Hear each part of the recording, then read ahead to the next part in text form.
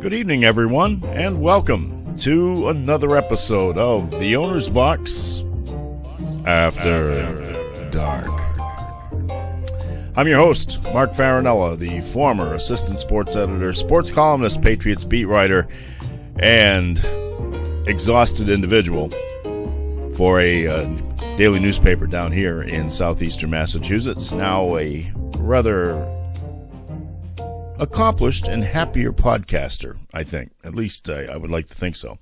This is episode 41 of The Owner's Box After Dark. And it is being recorded on Sunday, March 14th, 2021, here in the palatial confines of Fulton Pond Studios in Mansfield, Massachusetts. Now, I know it's been a while since the last time I did an episode, about a week or so, and I got to tell you, I've been very busy. With recording another audio podcast for the Owner's Box, what I like to call the original gangsta of podcasts around here, and then the start of the high school football and volleyball seasons and my broadcasting duties that go along with that. Can you believe it? Football and volleyball in March. Now, the volleyball is not outside. No, it's not that beach stuff. But can you believe I sat in 70-degree temperatures for a high school football game on Friday? Wow. Now, we'll get into that in more detail in a future podcast. But first, I needed to dispense with some of the backup that I've got going here because things are getting backed up and I just need to get them into the airwaves and into the internet. In the first segment tonight, we will be talking to one of my favorite guests, Norwood High School boys basketball coach, Kristen McDonnell. She made her third appearance on the Owner's Box, the original podcast, last Monday. And as always the case these days, I take highlights of one of the audio podcasts and I'm able to convert it into a video segment. Unfortunately, not with her moving her lips, but we're working on that. We're trying to get the software squared away so I can do more of these actual split-screen things. Kristen and I talked about the recently concluded basketball season, in which she guided her Mustangs to a 9-2 record over the shortened schedule. Then after the break, I will be very proud to present you with my thoughts about finally joining the ranks of the vaccinated. Yes, I got my shot on Saturday. I got my dose of the Johnson & Johnson vaccine, and now I guess I only need to be about 33% lucky going forward. Hey, this stage of the game, I'll take anything. Believe me, I can't believe I made it a whole year without coming down with coronavirus, without coming down with COVID-19. Almost a minor miracle, given the way I like to wander around.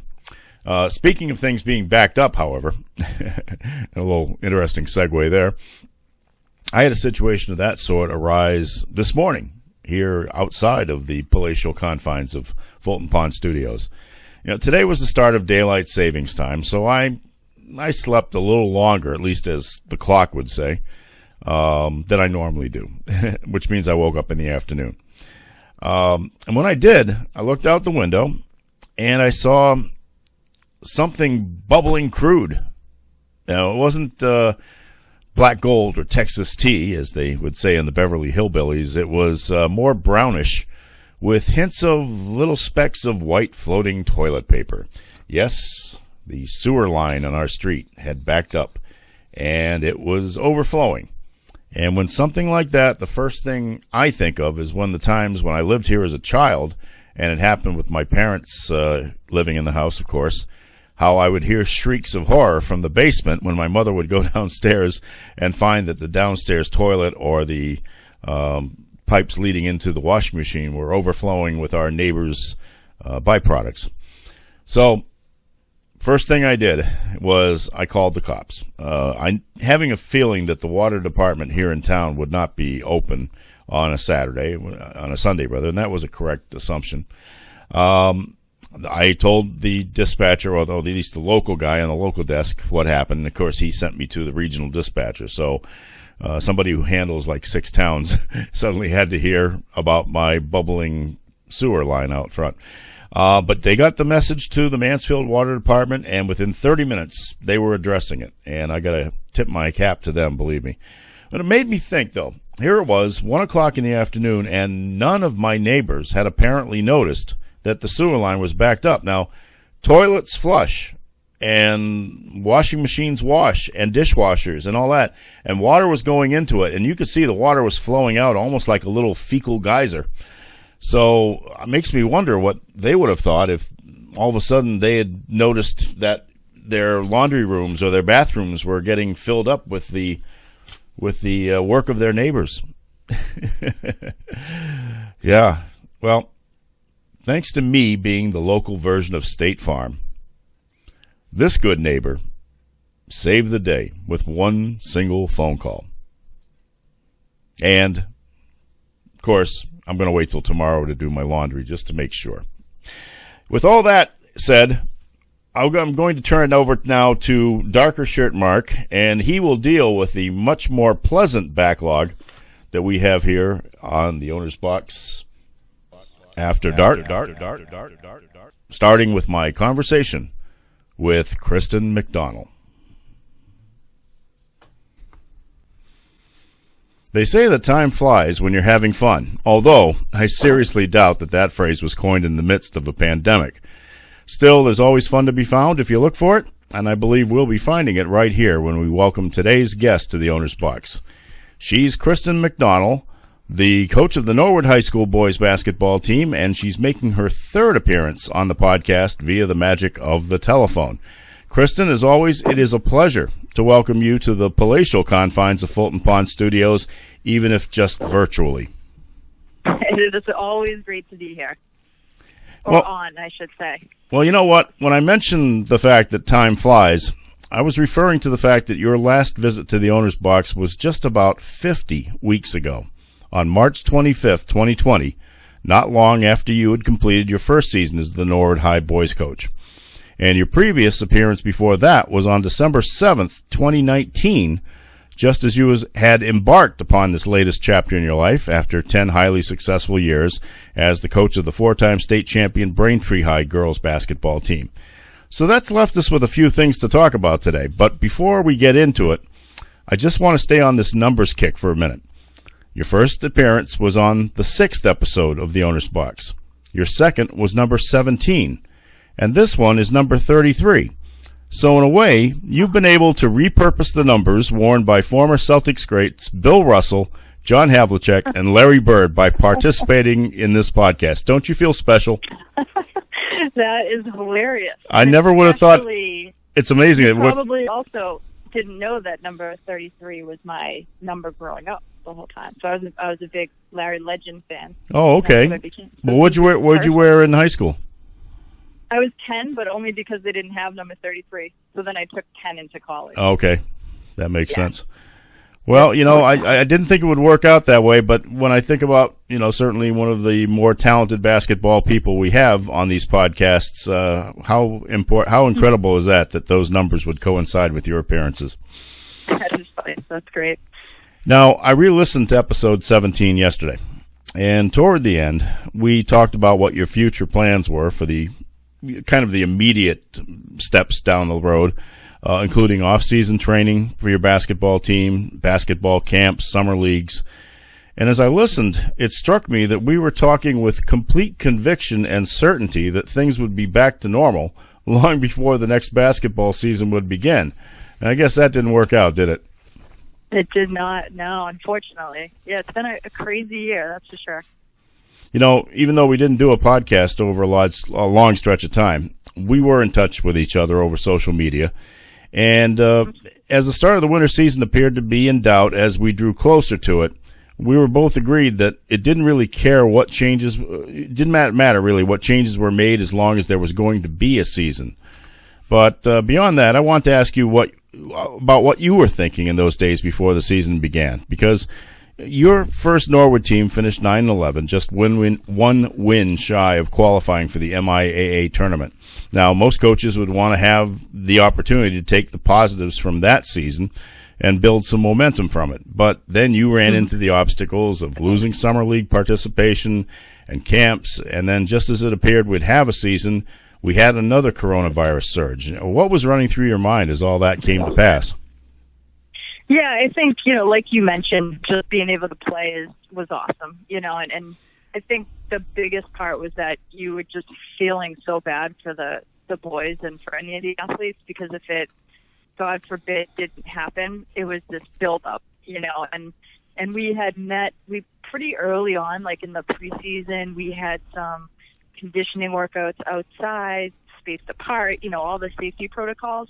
So our kids were getting really excited, and I was getting really excited with them. And so it would have been tough to, we had a countdown going on and all that stuff. So that would have been really, really hard if all of a sudden it just came to an abrupt end, So I think the first part is definitely like you want to play. And then it's funny because as you get closer to truly starting the season and it's a go, it immediately switches back to like, okay, now we want to do well, and now we want to see what we can do as a team, and so you go like right back into that frame of mind. Which is what really underscores how lucky we were to have a high school season in this state, no matter what it was. As I was saying, it took forever, but finally the state did approve it. Most leagues chose to play a 10-game schedule. Some of them were able to add a postseason league tournament to make up for the loss of a statewide tournament. Although the Hockomock League, they were going to have one, and yet they had so many COVID-related postponements during the course of the season that those plans got sidetracked at the end. But still, still as the first week of January approached, though, you were starting anew at a time when you might have already had 5 or 6 games under your belt. Were you at all afraid that any of the enthusiasm and momentum that was built last year might be sidetracked before it had a chance to kick in because of the late start of this season? Yeah, I think it's always in the back of your mind, but we were lucky. I mean, what's crazy is we graduated 11 seniors last year and still had 5 returners, which just goes to show how many kids were on the team, but just so many. But we had a good core coming back. So I think like that's what excited me, and then the kids coming up I knew were pretty athletic and could fill some roles pretty quickly, and so it was exciting. And then we started December 14th, and we were out for all of winter break because of close contact. So then we kind of got going, had awesome practices, we're excited about where the program is going, and then it was like boom, now you're out for a week and a half leading up to the first week of the season, like actual games, So that was a little bit challenging, but I consider us incredibly lucky because we timed it in a way like we played our first games against Hopkinton, and then after that week something happened with them that they couldn't play, so we kind of got those games in. Same with Westwood, like they had to quarantine, and then when they came back, we had our games against them. So we never missed a game, which was really lucky compared to the rest of our league. That was kind of all over the place. Well, at least your kids weren't sidetracked by all of the obstacles that were in front of them. I mean, they were, as we mentioned, they were finished 9-2. They swept 3 of their 5 Tri-Valley large. They didn't really do the large and small, did they? No, we did all large, and then we had the one crossover game. Yeah, but at least that they didn't do standings like that. At least in the Globe, anyway, from where I was looking up. But you swept 3 of your 5 opponents, and you split with Hopkinton and Westwood, and both of those losses came on the road by a total of 16 points. One was by 10, and one was by 10 or 8. I can't remember what the other one was, but yeah, it was about 10-10 around there somewhere. Yeah. No, I saw parts of. Maybe I think 5, most of 4, and then some parts of a 5th game on live stream telecasts. And what I saw was a team that was much more confident, much more mature, and really much more committed to following your teachings and executing your game plans from the year before. Now, I'm not trying to say that there was anything wrong with the kids the year before, but it just seems that with the second year in your program, it looks like they embraced it. Is that a fair observation? Yeah, and I think there's also a lot of there's a learning curve anyway when you first take over a program. So I felt like even last year, I mean, again, we just had so many kids on the team that I was still. You have your like 1 and 2 kids that are like maybe your top 2, and then everybody fell into the same level for the most.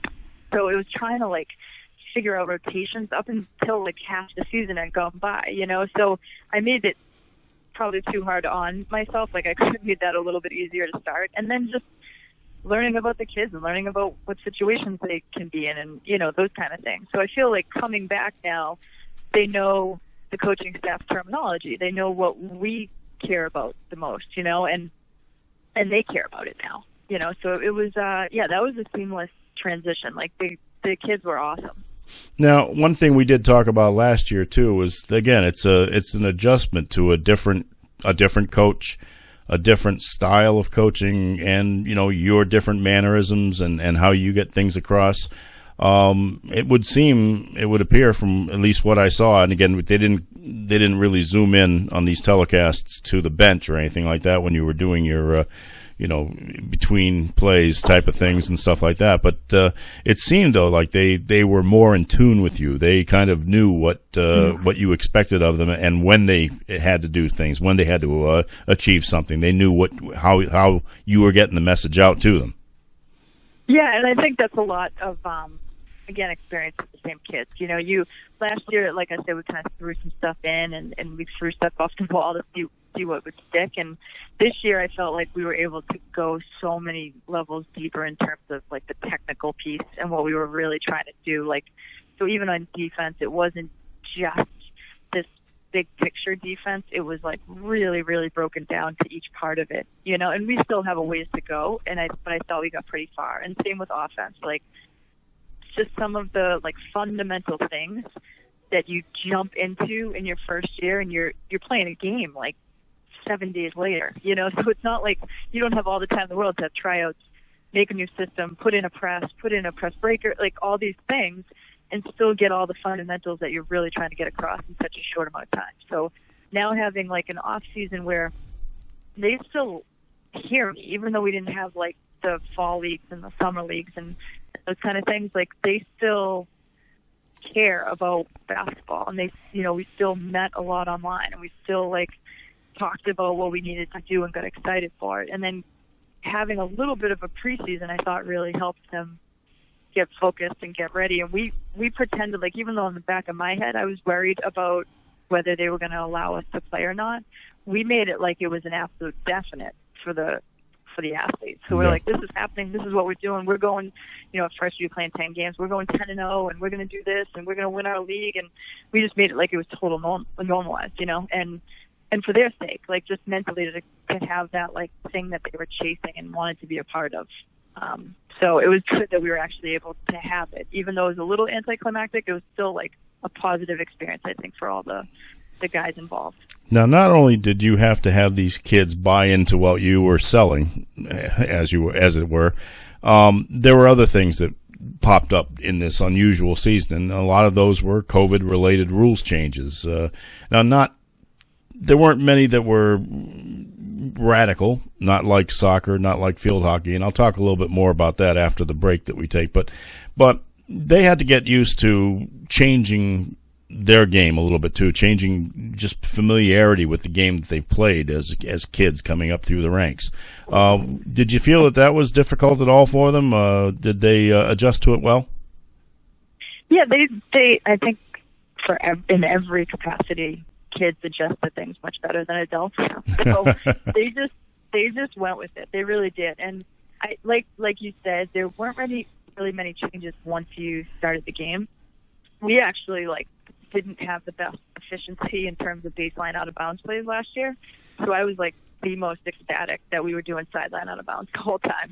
And then we had mini plays that we had off of free throws because we had an advantage on the offensive side. So we had a play call that we did, and we got a ton of offensive rebounds out of it. So I felt like things were actually playing into our game a little bit more than could have happened. What I felt like was really, really tough because of the rules was all the stuff right outside the court, right off the court, where we couldn't combine our programs. That's huge for any team building or any program that's building, especially a new coach, a new coaching staff. You want your freshmen to be with your JV, and your JV, you want them to practice with varsity, at least a couple days a week, and to and to just get that vibe of like what they need to do, hear our terminology, our language, and that's the stuff that we didn't have. So I felt like that was a huge detriment, even though everybody was going through it. So again, it's going to take like a lot in this off season to build that up. Like you have to go extra hard at that piece of it, I think. Are you at all afraid that not having a 20-game season to fully test the program's progress may set you back a little if things aren't back to normal next year? Or if it is back to normal and can start on schedule, do you still think that there might be a little bit of a hiccup because of the way this year was conducted? Mm-hmm.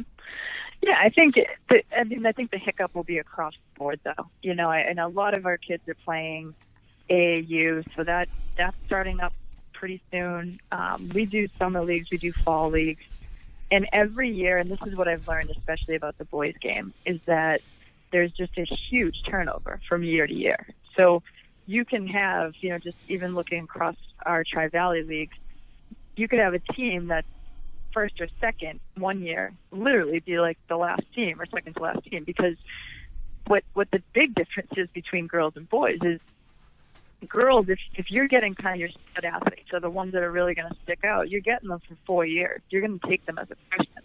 Boys, they're not physically developing until sophomore, really junior, senior years when they're shooting up. So I feel like, shooting up in terms of like height, they're all of a sudden, like I had kids come back this year that were just like 4 inches, it seemed like, bigger than they were leaving last year, so that's kind of the nice part. You never know what you're going to get the next year in terms of that like strength and that athleticism and that height kind of coming back. So I think, that being said, I think we have another good core group of kids coming back who've got significant time this year, especially because of circumstances, got even a little bit more time than they may have in some cases. So I think that's going to prepare them well, and it's not necessary. I mean, we had a ton of practices. Like that's the thing. We were, say 9 games shorter than a regular season, but in terms of the practices we got in, they were good. Like we were able to, the whole first 2 weeks, you're only practicing. And then you're even, because you're not playing as many games, you're, again, back to practice. So in terms of being able to be a new program and, a new coach new program and come in and really drill home certain things, like there was a lot of time this season. So I don't, to answer your question the long way, I don't think there's going to be too much of a hiccup just because of COVID. I hope not. I would have to think. The other thing that I was thinking, though, is maybe that the way practices had to be conducted, and you mentioned it in passing earlier, that you couldn't have the teams together, and that's one thing sometimes where you would like to have the different levels of the sport able to feed off of one another in a way. And because of COVID and social distancing and having to keep the practices spread out and all that, that seemed to be something that was lost this year. And also with roster, the number of restrictions on your teams, the number of kids you could keep. Yeah. But like you said, everybody experienced that. So maybe it was just going to be just that, if we had it on a one of those charts, you'd see the line going up, and then you see that little dip, and then it'll go back up again at some point, perhaps. Yeah, exactly. I think that's going to happen.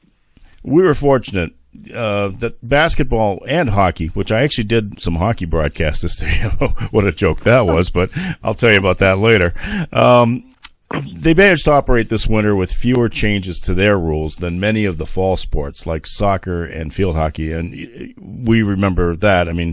I did broadcasts for North TV of both sports, and soccer was radically changed. Field hockey, they took 4 players for each team off the field. I can't believe they would do that, because basically you limited participation by changing the rules. I don't know if that made that much difference in terms of social distancing, but the kids, they went through it and they didn't complain, and they just went out there and played. But there were some notable changes, though, in basketball. We had the coin toss replacing the game-opening jump. Ooh, that was radical. The spaced-out bench areas, the enforcement of 6-foot spacing on inbounds plays, and the drastic reduction in baseline inbounding, which you, of course, kind of worked in your favor because you got to work on your sideline plays. the other thing, the number of players allowed to set up on the lane during free throws, how many did the Tri-Valley League allow? Yeah, so that was a crazy rule, and not just by Iowa League, I think just in general. It was all over the place, everywhere. It was all over the place. Yeah, you could have 4 players in, so 2 on your team, 2 Yep. on the other team, plus the shooter. So the offense was like in a great advantage to get the rebound. So we had like some pinning action going on where we would kind of X and pin down, and the other guy would sneak in, and it was like we were getting so many offensive rebounds, especially in the first, I think, 5 games before teams were, we were playing the teams like a second time and stuff. It made no sense to me. They shouldn't have allowed the shooter to rebound. Yeah. Like you should have to just go back, and if you touch it, that's a violation because you're literally at a disadvantage. Just have it be 2-on-2. Well, the Hockomock League allowed 3. They allowed 2 defensive players, 1 offensive, and then the shooter. So the numbers were even at 2-2 in a way. I mean, that's you're assuming that the shooter is going to be an active rebounder, and that's not always the case. But you should be considered as one because shooters should follow their shots. But and then I think I don't know whether it was a Bay State League rule or whether or not, but there were some schools that would only put 2 kids up on and no members of the shooting team. Only 2 kids from the defensive team, which eliminated any hope of an offensive rebound at all. Right. Yeah, it was just a little crazy. That was the thing that was most bizarre to me. Not just the fact that they felt the need to reduce the numbers there, but they also left it up to the leagues to decide what they were going to do. It's like leaving it up to the states to decide who's going to get vaccinated and who isn't. It's all over the map, and it was crazy. Right. Yeah, and it's like the best would have been. I mean, I get what they were trying to do too. I really would have done 2-2 and then had the shooter be a violation. Like if you how now typically it is if you step over the line or if you touch the ball if you step over the line before it hits the rim, yep. It's a shooting violation. Yep. They should have just had it so if the shooter touched it first, then it was a violation. It would have been funny though to watch the ball come right back to the shooter and the shooter have to dance away from it. Yeah, dive out of the way. Oh my goodness. As we look at some of the things that were put into the games, and again, there weren't many big changes, but did you see anything that you would think maybe possibly should be allowed to survive into normal basketball? Any of these rule changes that might have warranted consideration for the future at all? No. I mean, no. I'd say like goodbye. Let the COVID go. I agree with you. I do agree with you. I mean, I'd heard a few people think basketball at its core is what we need to get back. And strangely enough, though, I actually heard a few people say that they liked the sideline inbounds plays. Yeah, I actually did. I mean, I did in that it worked for us, but it almost takes away a little bit of the fun. It is putting in what you think might be some baseline. It's even watching films all off season of what you're going to do, and a lot of it is that stuff. So for special situations, it's kind of fun to have that other layer of it. I mean, again, this is selfishly as a coach, so the kids didn't care. I feel like they could have gone either way, but I just can't wait to go back in general, especially basketball, to just the way that it was. Now, last year we talked a lot about the level of attention that you received as being a high-profile coach from the girls' game, taking on the challenge of being a female coaching a boys' team. And while there was a lot of attention paid to that early in the season, the novelty aspect seemed to disappear pretty quickly. Now, a year later, is that still a non-factor for you now? Yeah, 100%. Yeah. And I'm just so happy that it's become a non-factor for most people. I think there was definitely an allure to it at first, and people wanted to see what would happen, and I get it. Like, there's a storyline, whatever, and but I felt like this season it did not exist, and I still think there are things that like I do, and I would hope a male coach coaching girls would do to adapt. Like I have an all-male staff because of that reason. I like to have sometimes where like there's a difference between me being fierce in a practice and sometimes a loud guy being fierce in a practice. Like, so I bring in the loud guy. Like, you still have to recognize that there's certain things that no matter what, you're not going to potentially have as a part of it. And I don't think you need it, but I think you can definitely add to it. And so those ways, like, absolutely. And I would hope a male coach did that on the girls' side. Have other female staff members, have people that can connect in a different way, those types of things. And I have tremendous assistants that have become incredibly close, like in a very professional way with our players. And so that's great. They kind of took that off a little bit, Mm-hmm. So yeah, I really don't see it. I never really did see like the whole thing or really get all of it, but I can see, I guess, from the outside why it would have been interesting. Also, you mentioned last year that there had been a couple of instances where you felt that maybe your coaching methods and maybe a couple of your decisions were being judged a little differently than they would have been if you had been a man. Has that calmed down, or are there still any circumstances that you might feel that there are still inequities? You don't think so now?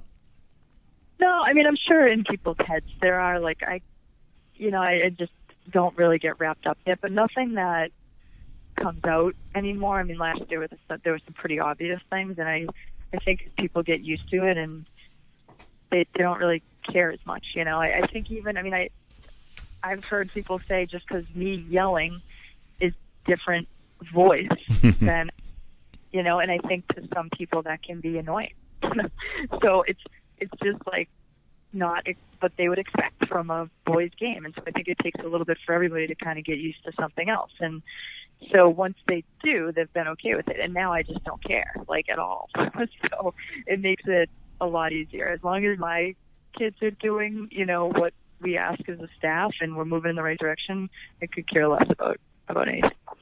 Well, that's good to hear because, certainly I personally think it's great that you're doing this, and I think it's terrific that you're having success now, too. I mean, I'm sorry you didn't have a full 20-game season to build on it, but still 9-2 is a great step forward for this team. And, certainly I think for Norwood basketball in general, I think it's a good move upward, and you want to continue that. And certainly your knowledge and your abilities are being used to their fullest to get these kids to that level.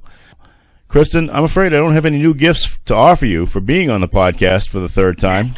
I mean, you've already received my commemorative coffee mug and one of my winter wool hats, which were very popular, I might add, which featured the logo of my video podcast, which is called The Owner's Box After Dark. And Mark, I gotta tell you, I have not.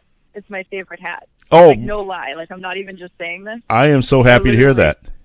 I wear it all the time, and it's my favorite coffee mug too. Like, whatever you're doing, whoever you're getting this stuff from, keep it up. Well, look, if you need another mug, I've got plenty of them. I've got about 40 more of them. So if you want one, I'll send one along. I'll send you another one. No, I will. I'll send just in case the other one breaks or something that happens. You've got another one coming. Hey, as a third timer, turn it down. On Saturday Night Live, they give out smoking jackets for the 5th appearance, but I don't think I can afford those. And I got myself a really great North Face jacket with the logo on it. It cost me $270 to do that, so I'm not going to get a bunch of those. No. But no, I'll send you another coffee mug. I can't. I certainly. In fact, it's a tax write-off. And that was my conversation with Norwood High boys basketball coach Kristen McDonnell. Always happy to talk to her. The full conversation lasted more than an hour, and I was able to whittle it down to 27 minutes for the purposes of this presentation. But if you would like to hear the full conversation, and it was very interesting, we had a lot of happy things to talk about, go to any of your popular podcasting. This is the first time I've messed that up this year. Popular podcasting platforms such as Apple Podcasts, Google Play, Spotify, Amazon Podcasts, iHeartRadio.com. There's a ton of them out there. And just search for The Owner's Box. And you may even want to throw my name in there as well. And you'll find it. And you can always subscribe to that podcast. It will be sent directly to your smartphones, and you will never have to pay a cent to listen to it. And I've done 33 of them to this point, and I would like to think that there will be a lot more coming, and they are generally pretty interesting. So feel free to do that. In the meantime, let's watch one of our favorite commercials from the land of the rising sun, and we will be back with the Owner's Box after dark in just a minute or so, and we'll talk about getting a shot in the arm. 私のチップスター、大切にしてきたのはポテトそのままの美味しさ。これからも皆さんと歩んでいきます。チップスター。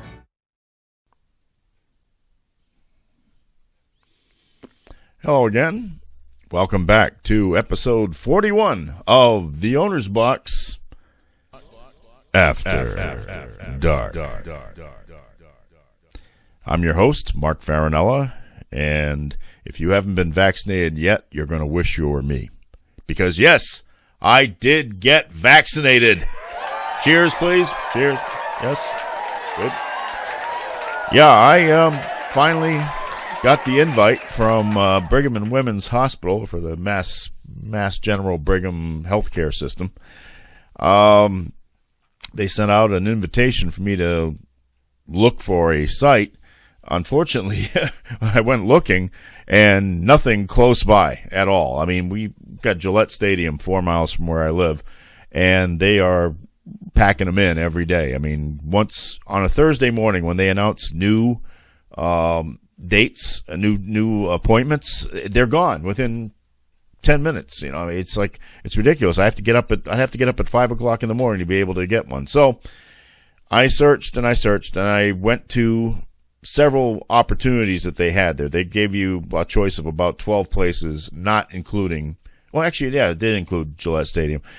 And finally, I mean, they wanted me to go to Somerville at first. I just don't want to drive to Somerville in the daytime. I'm sorry, I just don't. Nothing against Somerville, so please don't start sending me letters that start with you.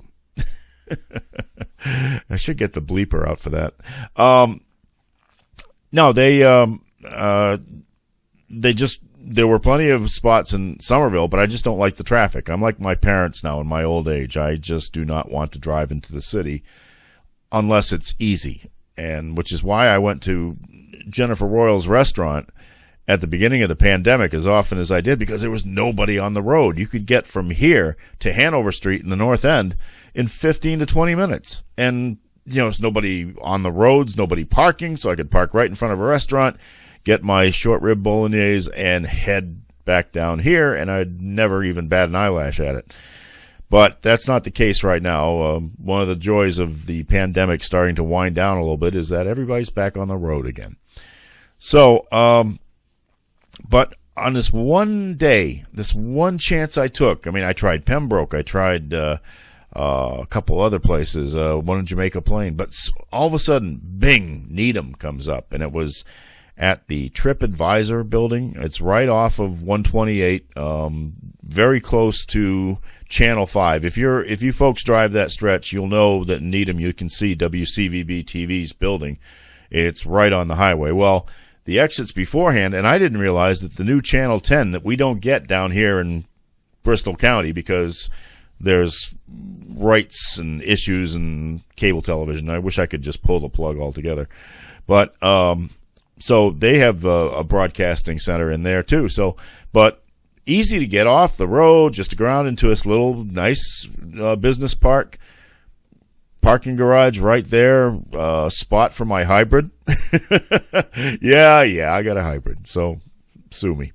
And I walked right in there, and everybody was so nice. Now, they would not let me photograph the actual moment of injection, which was right here.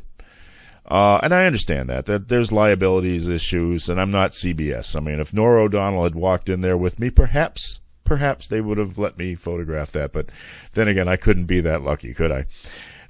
So I talked very, very nicely to the nurse who gave it to me. I joked around about her. She warned me that I might have some soreness in the shoulder the next day, and I told her, well, that's okay. I'm not scheduled to pitch.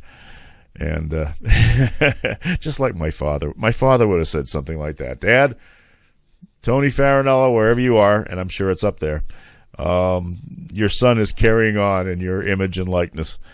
So I got the shot, and I'm happy about it, and I actually was able to do a little bit of filming. And so what you're about to see is what I shot Saturday, some of it in the parking garage, most of it with in fact, all of it with my iPhone, and just sit back and enjoy a few minutes of my explanation of how I finally took another step towards being part of herd immunity.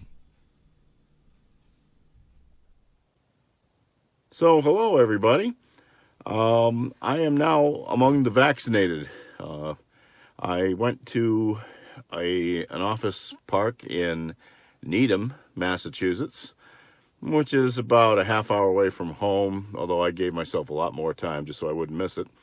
And Newton Wellesley Hospital had a vaccination center set up. I got the Johnson & Johnson vaccine, so I guess I still have to be about 33% lucky. But I'll take anything. I mean, you folks have heard me complain left and right about not having access to a vaccine for as long as I was eligible for it. But I'm here. I got it.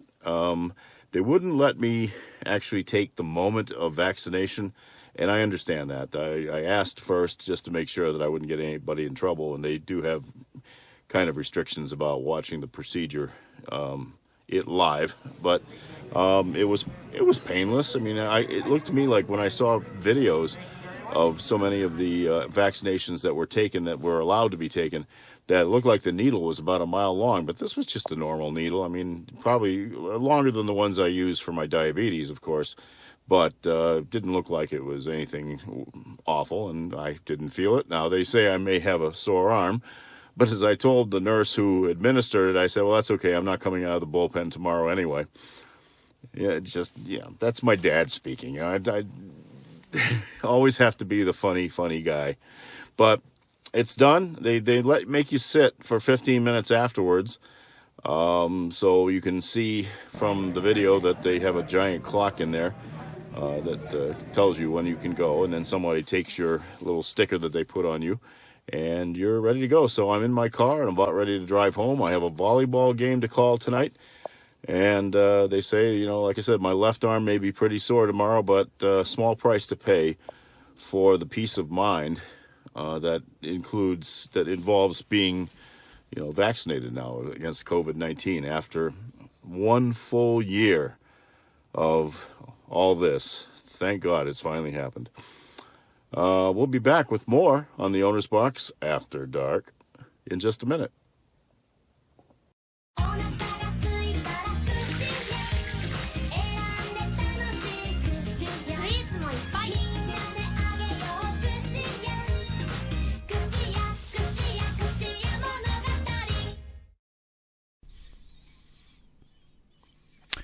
Hello again, and welcome back to the Owner's Box After Dark.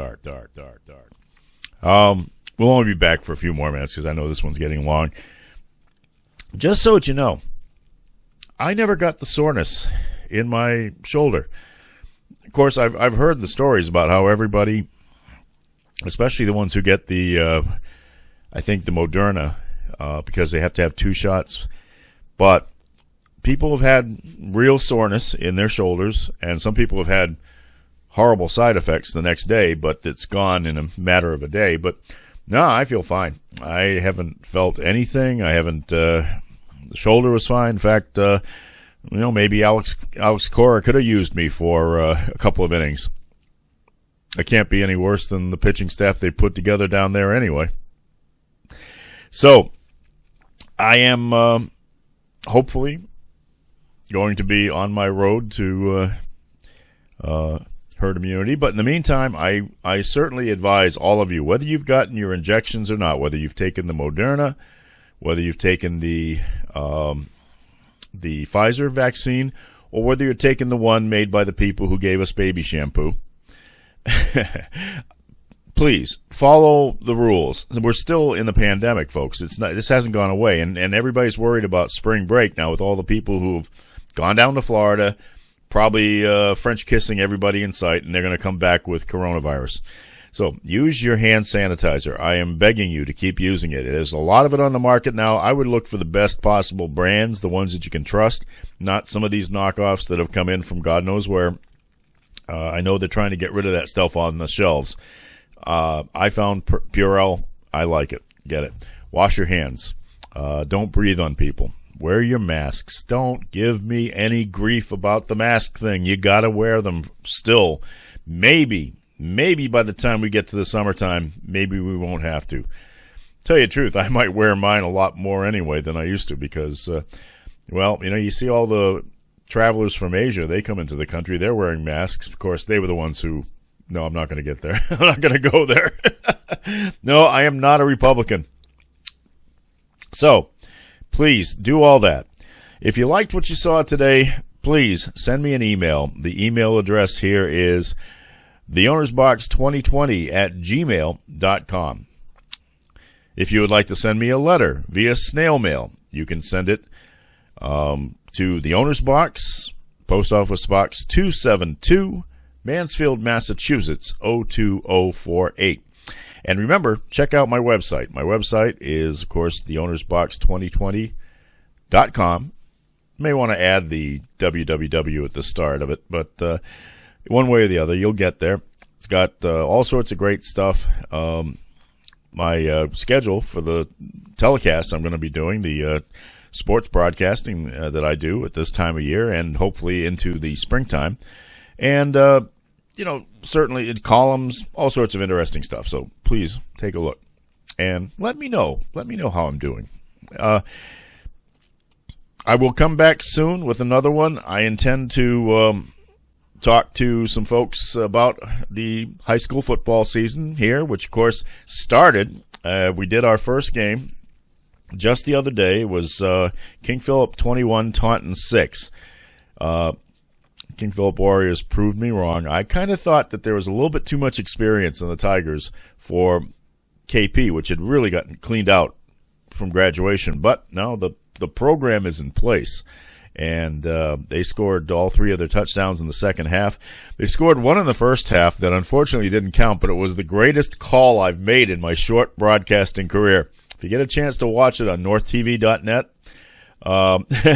you can check out their live streaming and see what's on, and if you can happen to find it.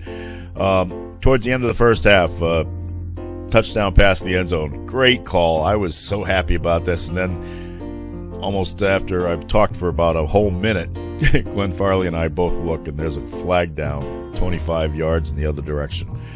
Yeah, but it was a great call. I did tell everybody, I said, you know what, folks, if you're going to make a highlight film out of this, cut this part out. Got a couple of laughs from the parents around us. So, more games to come later in the year. Doing volleyball, I had a blast. Keeping myself active and hoping that the weather, which was so beautiful the other day and turned into snow squalls today, will be a lot nicer as we proceed on into this, what they call the Fall 2 season. In the meantime, I wish you all good health and lots of happiness. Stay safe, please. Follow the rules. We will see you again soon. Good night, everybody.